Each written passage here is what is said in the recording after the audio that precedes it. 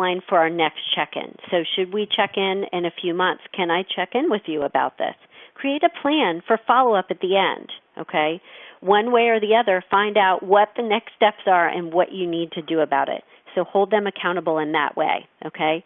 And if you need to think about what their counteroffer is, or if they do, that's okay. It doesn't have to be everything is wrapped up in a bow right then and there. Take some of the pressure off, and if there needs to be some thinking time on one side or the other, that's okay too. And then finally, obviously, ask them or thank them for their time, okay? All right, everyone, let's start to get to the Q&A here because I want to be mindful of our time, and I can answer as many questions as we possibly can up until a few minutes before the hour. And then please know, everyone as well, please write down our email address. It's admin, A-D-M-I-N, @HallieCrawford.com. If you have additional questions after today, I'm happy to answer those as best as I can via email, but like we said too, answer some questions over the phone as well too. So we'd like you to get to the point now of asking questions in the Q&A feature on the left here. I'll start to pull this up. But we also, as I said at the beginning, we want you to have some action steps. So please take a moment now to write down any action steps, your 2 immediate action steps that you feel you need to take in the next week that would make the most sense for you. Is it, I need to create this accomplishments document? Is it, I need to update my resume? Is it doing the free consult with us? Whatever makes the most sense, please go ahead and write those down right now for us, okay? And I am going to start to look through our questions here as we go. And Len, if you see any that I miss, please feel free to point those out to me. And if you have any questions that you want to ask us as well, don't hesitate to ask. Okay, so they're coming in, which is great. And what I'm going to try to do is get past, there's a mutual interest.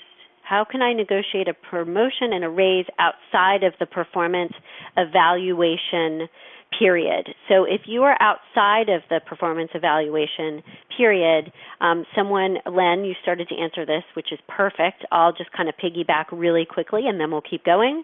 I would do exactly what Len said and ask for a time to meet and discuss this, though, separately. It doesn't always have to be in your scheduled performance evaluation.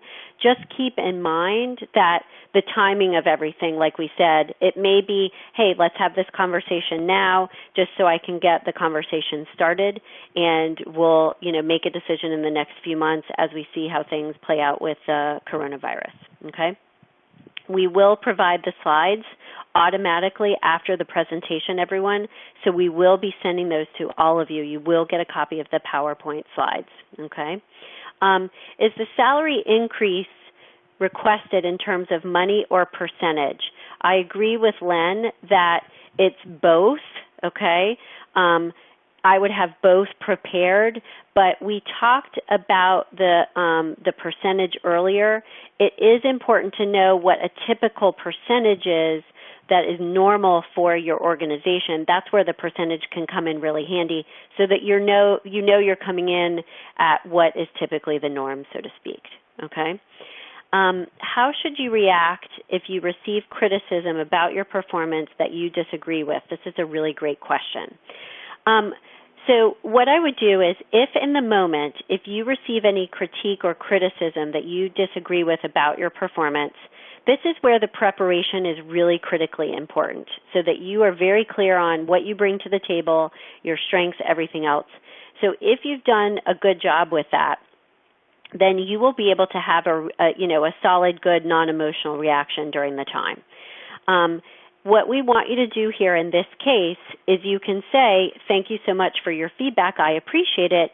Could you tell me a little bit more, or give me an example? Tell me a little bit more about why that is your perspective or opinion on this.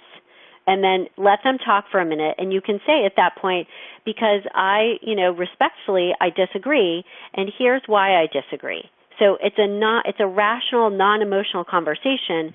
You can tell them you disagree, and you can give them evidence-based examples of why that's the case.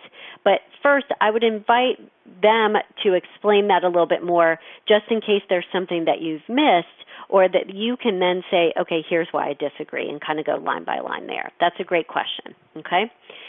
The next question is, how do you respond when your manager's response to your salary increase is, I can't promise anything, but I will ask? Okay, so thank you for asking. I really appreciate it. That's, say something like that. I would press them a little bit and say, okay, I understand. Is what I'm asking, is it within the range that would be reasonable? Is this the right ask? And then also ask them, that's wonderful, thanks so much for doing it. When can we follow up to close the loop on the answer? So that's what I would do, is find out about next steps, and also ask if your ask is within the range, to make sure that it's something that would be reasonable, or if there's something else that you should be asking for that might help a little bit and make it, be a little bit more reasonable for them making the ask in the first place. All right.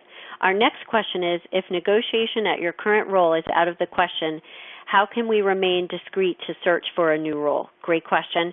So you don't want to tell anyone that you don't trust that you're looking, right? You want to let people know outside of your organization, for the most part, that you're looking.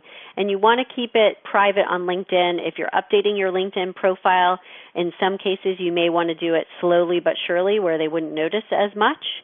And also you want to keep those changes that you make. You don't want to have people be notified publicly that you're making those changes over time, okay? Next question, if your organization has mid-year and end-year reviews, how frequently should you negotiate raise or additional benefits? This is a really good question. So the norm, obviously, is once a year, give or take. We've had clients not get a raise in multiple years, though, because the company or organization wasn't doing well. But the ask is typically once a year, unless something dramatic has changed within your organization. For example, someone left or was fired or let go, and your job description has changed dramatically. At that point, once that happens, within that, the first few weeks or month or right away when it changes, that's when you want to negotiate for something else. So it's typically, again, annually, unless there's a big dramatic change and you need to negotiate right then and there. The next question is, how do you best ask for on-paper commitments for verbal promises your company makes during these reviews but fail to honor? Tough situation. We totally understand this. Unfortunately, this happens. So this is part of your ask at the end and the follow-up plan. So great. Your manager or supervisor is going to think on it. You come up with, okay, what are the next steps and when can we follow up on this? Is it in a couple of weeks or is it the end of the week or whatever? And how do we get this commitment in writing, for example? So one thing that you could do after your meeting that you have with them, or at the very end of the meeting, you could say, this is so great, thank you so much for this. If it's okay with you, I was going to send a quick summary or recap of our meeting today via email to you. Is that okay with you? So that you then have something in writing. So you can send them a quick summary or recap. And then in terms of them, saying, okay, here's what I'll offer you, it'll be in this time frame, simply ask them, okay, that's great. Can I have something in writing just so I have a record of it and I remember what the date is for the follow-up? That's a great question. By the way, if that's happening to you at your organization, I would question whether that's somewhere that you want to stay long-term, because that sounds like not a great work environment, just by the way. I realize not right now, it's not like you have to leave right this moment, but just keep that in the back of your mind.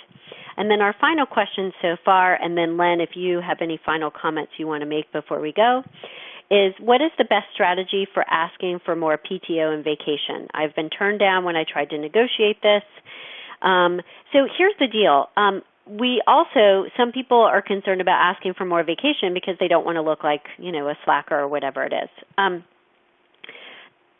If the company's policy is something specific and they can't give one person more PTO or vacation, it could be an HR policy that they can't bend. So just keep that in mind. It's something you could ask for. But if they have strict kind of rigid rules, and obviously they don't want to play favorites with people, depending on your level, they may or may not be willing to give that to you. It just, again, it's, it should technically be easier when you are more senior, but it could be something about HR, whatever it is. Okay, so the best strategy to ask is, I have been here for X number of years.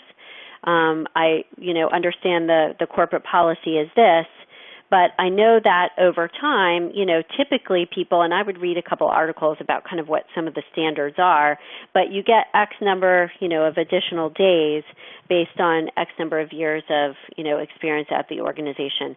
I would have a little bit of that research kind of in your back pocket to ask for it. And there could be some reason, again, why they're not willing to give it to you, because they're not willing to bend the policy for HR, or they don't do that. The best I think you can do is be specific with your ask and have that kind of research in your hip pocket if you need to, talk about that as well as they push back right away. Okay. Thank you, everyone, again, for your patience with technology today. Oh, my goodness, I obviously need to have multiple backup computers here just in case. Len, any final comments or words that you would like to share for today? Well, I think it was an excellent session on a number of fronts. Technology withstanding, the content itself is very rich. It obviously shows that there's a great opportunity to take advantage of the performance review as a chance for you to prepare, kind of take stock, take inventory of your own skills and impact that you've had with the organization over the past year, but then to kind of put out some trial balloons and think through the options that you have going forward. I love the idea of kind of planning a follow-up, so that instead of just saying, well, I asked for it, they said no, I'm going to move on. You ask for, well, can we circle back in 6 months? Or when would be a good time for me to, have this, have an additional discussion? So you kind of hold them accountable. And that's of career development is, you grow and your organization grows, and sometimes they're not concurrent, or pardon me, sometimes they're not, on the same, on the same path, if you will. So being able to throw those things out and then evaluate those, and knowing what your range is and knowing what your marketability is very important.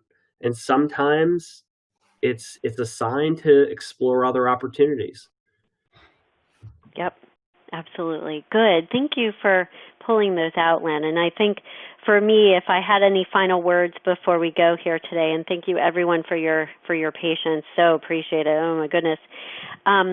Is do you think about those concerns in advance too? Because we tell job seekers that as well when they are looking for a new position. It's getting ahead of the messaging. It's kind of basic PR, right?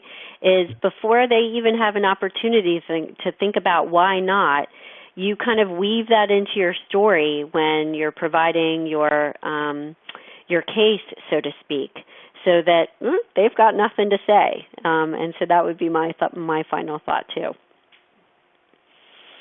All right, good. Thank you. So thank you so much, Georgia Tech, for hosting us today. Greatly appreciate it.